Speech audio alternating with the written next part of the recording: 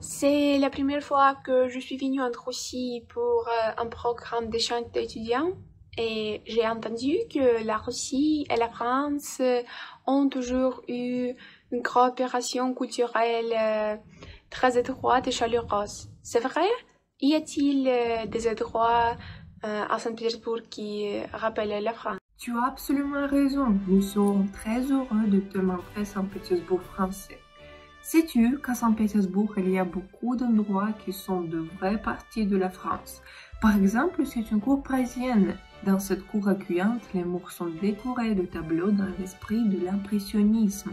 Ils représentent la Tour Eiffel exhibant sur fond de ciel bleu doux, des chats parisiens, des maisons cosy. La légende raconte même que l'heureux couple sera celui dont le premier baiser aura lieu dans cette cour, la capitale miniature de la France. De plus, les célèbres ponts de Saint-Pétersbourg sont directement reliés à votre patrie. Le pont Lévi de la Trinité sur la Neva est le troisième plus ancien, le deuxième plus long et l'un des plus beaux ponts de la ville qui a reçu ce nom en l'honneur de la cathédrale de la Trinité située sur la place du même nom. L'une des principales attractions de Saint-Pétersbourg est le pont du Palais. Le nom du pont vient de la proximité de la promenade du Palais, de la place du Palais et du Palais.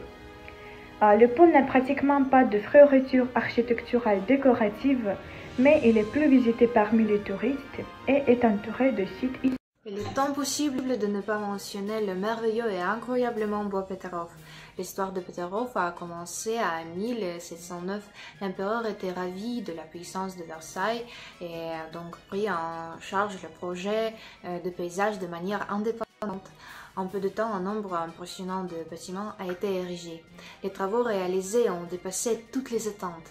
La noblesse européenne a été frappée par l'élégance et la prééminence du paysage du parc et des jardins.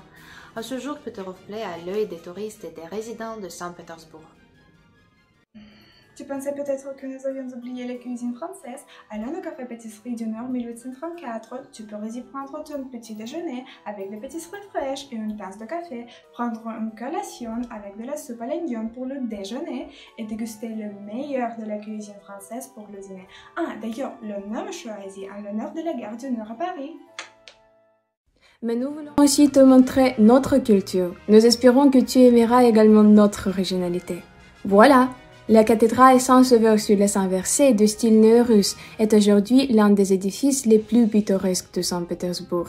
Cette église de style baroque et néoclassique est maintenant un musée de la mosaïque, n'étant plus un lieu de culte à plein temps.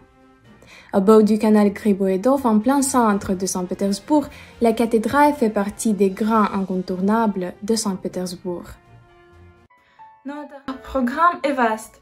L'une des perles de la ville est le musée russe. Il est le premier musée d'état de beaux-arts russe du pays. Fondé en 1895 à Saint-Pétersbourg par décret de l'empereur Nicolas II. Maintenant, la collection du musée russe compte plus de 400 000 pièces et couvre toutes les périodes historiques et les tendances du développement de l'art russe. Tous ces principaux types, genres, directions et écoles sur plus de 1000 ans, du Xe au XXIe siècle. Merci beaucoup pour votre excursion, mes amis. Grâce à vous, j'ai vu la beauté et le patrimoine culturel de Saint-Pétersbourg et j'ai réalisé que les relations entre la Russie et la France ont une longue histoire et sont construites sur la base de l'amitié, du respect mutuel, de la proximité spirituelle et culturelle des peuples de deux pays. À demain en classe!